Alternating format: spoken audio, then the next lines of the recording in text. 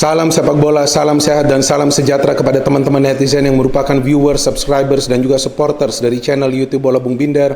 Di video hari ini saya ingin membahas tentang salah satu playmaker terbaik di dunia saat ini, yakni Mesut Ozil yang telah disingkirkan dari skuad Arsenal. Saya katakan telah disingkirkan karena memang kan Mesut Ozil tidak didaftarkan oleh Arsenal untuk kompetisi Liga Premier Inggris dan juga Europa League. Tentu keputusan ini juga setelah manajemen berkonsultasi dengan pelatih saat ini yakni Mikel Arteta. Kenapa Arteta tidak ingin Mesut Ozil menjadi bagian dari skuad inti Arsenal Football Club? Karena memang Mikel Arteta telah menyatakan bahwa Mesut Ozil tidak sesuai dengan konsep permainan yang ingin ia terapkan di Arsenal. Konsep permainannya seperti apa? Jika saya perhatikan nih, konsep permainannya mengandalkan compact football dan quick transition with quick passing for counter attacking, ya. Jadi mereka berupaya untuk bermain compact, memadatkan lini tengah agar lini pertahanan juga terproteksi dan lini pertahanan perlu tampil solid di setiap game, artinya full concentration, kemudian melakukan serangan secara cepat pada saat melakukan transisi dari bertahan ke menyerang dengan mengandalkan ya quick passing atau melepaskan bola secara cepat. Dan itu berkali-kali bisa kita saksikan di pertandingan-pertandingan Arsenal. Apakah ada keberhasilan? Ada juga keberhasilan. Seperti mereka bisa mengalahkan Manchester United. Kemudian mereka di first game bisa mengalahkan Fulham dengan skor 0-3. Bisa juga menang lawan West Ham dengan skor 2-1. Tapi ada juga kalah, banyak juga kalahnya. Ya kan? Yang saya bingung bisa kalah lawan Leicester. Ya kan? Padahal kan mereka mengandalkan compact football. Ya karena memang tidak selalu compact football itu berjalan sesuai rencana ketika tim sulit untuk mencetak gol. Jadi ketika sulit untuk mencetak gol, biasanya itu ada sedikit perubahan di mana center back ya akan juga ikut membantu serangan.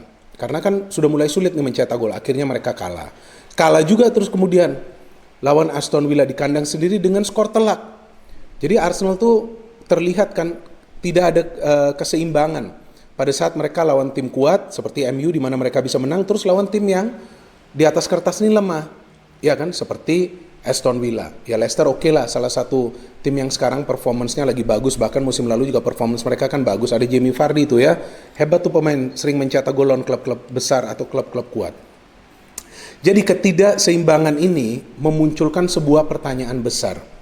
Apakah Mikel Arteta ini bijak ya kan dengan tidak mendaftarkan Mesut Ozil, walaupun ia berkali-kali menyatakan bahwa Mesut Ozil ini akan mengganggu perkembangan timnya. Tapi saya kira kenapa akan mengganggu? Karena memang Arsenal kan perlu lebih banyak mencetak gol jika mereka ingin bersaing di papan atas. Dengan hanya menang-menang tipis, ini juga riskan. Hingga kapan akan menang tipis dan juga kemasukan gol lagi? Nah ini kan mengkhawatirkan sekali. Itu yang membuat beberapa pemain Arsenal, bahkan saya kira mantan pemain ya, beberapa mantan pemain Arsenal seperti Ian Wright, Tony Adams, ini sebetulnya juga masih mencoba untuk pikir secara mendalam ya, bahwa apa nih alasannya dari Mikel Arteta pada saat memang Arsenal membutuhkan pemain yang kreatif dan pemain yang pintar. Ya, itu kita tahu karakternya ada di Mesut Ozil. Kemudian ada juga pemain Arsenal saat ini, yakni Ben Leno, penjaga gawang utama, juga mengutarakan bahwa Mesut Ozil walaupun memang telah tersingkirkan dari skuad Arsenal, tapi ia tetap hadir untuk latihan dan ia merupakan sosok yang positif di dalam lapangan pada saat berlatih dan juga di locker room, di ruang ganti. Dan ia juga menjelaskan bahwa Mesut Ozil ini masih loyal kepada Arsenal karena ia masih peduli dengan perkembangan Arsenal di mana sekarang ada begitu banyak pemain-pemain muda. Jadi sebetulnya jika Mesut Ozil ini didaftarkan sebagai salah satu pemain di skuad inti Arsenal, saya kira ia juga bisa nih menjadi mentor bagi para pemain muda tersebut. Ya tapi keputusannya kita tahu berada di tangan Mikel Arteta dan manajemen dari Arsenal. Salah satu alasan dari manajemen yang memang masuk akal adalah gaji yang tinggi dari Ozil, di mana Ozil juga tidak menerima pengurangan gaji. Artinya mereka tidak ingin Ozil ini berada terlalu lama di klub. Mereka coba menjual. Tapi yang saya ikuti perkembangannya bahwa Ozil tidak ingin pindah dan ingin mengakhiri kontraknya di Arsenal. Jadi ini adalah taktik dari manajemen untuk tidak mendaftarkan Ozil, agar Ozil sendiri yang kapok dan cobalah mencari klub baru. Agar nantinya di Januari bisa dilepas dengan nilai tertentu, atau juga nanti ya keluar free transfer. Ya jadi ini semacam taktik nih antara manajemen Arsenal dan juga Mesut Ozil. Siapa yang akan menang? Nah, kita belum tahu. Tapi untuk sementara saya kira Arsenal dalam posisi yang kalah karena Arsenal butuh Mesut Ozil, intelligent player, creative player, pemain yang bisa merubah pertandingan dengan kecerdasannya. Salah satu kesulitan bagi Mesut Ozil yakni untuk ikut bertahan pada saat timnya mendapatkan tekanan. Nah, ini mirip juga ya seperti Lionel Messi ya, yang dikritik kenapa Messi ini hanya berjalan kaki saja pada saat timnya mendapatkan tekanan dari tim lawan. Ya memang ada sisi positif dan negatifnya. Positifnya karena memang itu bukan karakter dari pemain tersebut untuk ikut bertahan. Dan fokusnya mungkin akan terganggu dan tenaganya akan terkuras jika ia ikut bertahan. Karena ini kan pemain-pemain yang pintar, mengandalkan otak, tidak hanya mengandalkan otot. Nah, jadi di sini saya kira adalah salah satu faktor yang membuat Mikel Arteta juga tidak ingin Ozil mengganggu perkembangan tim di saat Arteta ingin membuat sebuah perubahan dalam diri para pemain Arsenal agar mereka lebih disiplin lagi dalam bermain. Artinya menyerang secara bersama-sama, bertahan secara bersama-sama. Tapi sekarang saatnya Arsenal terlihat kehilangan Mesut Ozil. Dan sebetulnya sekarang juga jika Mesut Ozil bermain, seharusnya tidak ada masalah bagi para pemain Arsenal untuk juga mempertahankan kinerja dengan etos kerja yang tinggi. Karena kan sekarang sudah ada Partey. Jadi jika Partey dan Ozil ini diduetkan, wah saya kira ini akan merupakan kombinasi yang pas bagi Arsenal. Jadi Ozil for attacking, Partey for holding midfielder. Ya tinggal sekarang bagaimana Ozil ini mau gak ikut terlibat dalam urusan bertahan. Jika ia mau terlibat dalam urusan bertahan, nah mungkin ini bisa bermanfaat juga secara kolektif bagi tim. Karena kan yang juga coba konsepkan dari Mikel Arteta adalah collective play and juga discipline play. Jadi kolektivitas ini dikaitkan dengan kedisiplinan. Itu yang tadi saya katakan, sama-sama menyerang dan sama-sama bertahan. Dan yang menarik bahwa Arsene Wenger akhir-akhir ini mungkin bulan lalu dalam salah satu interviewnya dengan stasiun TV di Inggris, salah satu stasiun TV yang kredibel, ia juga menyatakan bahwa Arsenal menyia-nyiakan pemain bertalenta seperti Mesut Ozil. Dan Ozil sendiri disia-siakan bakatnya pada saat memang Ozil ini sebetulnya bisa saja gabung ke klub lain dan memberikan kontribusinya. Klub-klub mana saja? Saya kira Barcelona juga bagus untuk Mesut Ozil.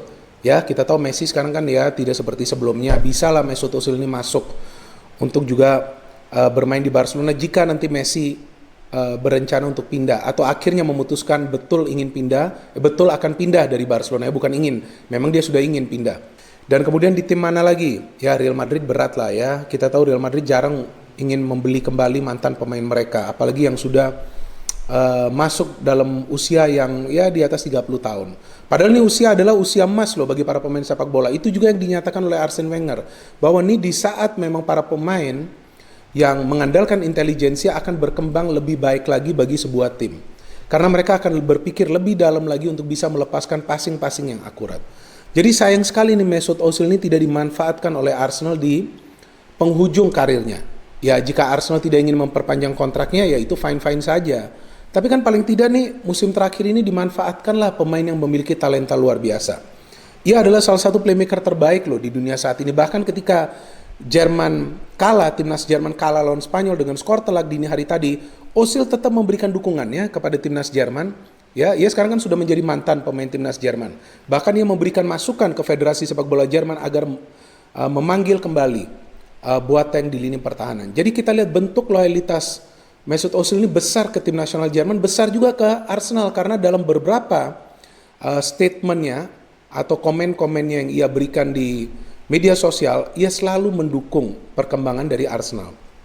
Jadi udah pemain yang loyal, pemain yang masih ingin membela klubnya, sangat disayangkan untuk saat ini ditepikan. Maka itu saya kira inilah saatnya bahwa Mesut Ozil perlu diselamatkan. Ya, jika Mikel Arteta berpikir lebih bijak lagi, mungkin ia bisa mendaftarkan Mesut Ozil nanti di bulan Januari lagi. Tapi kalau ia memang tetap keras kepala tidak ingin Mesut Ozil menjadi bagian dari tim, ya mungkin Mesut Ozil harus segera berbicara ke klub lain jika bisa pindah di Januari agar bakat yang ia punya juga tidak ia sia-siakan.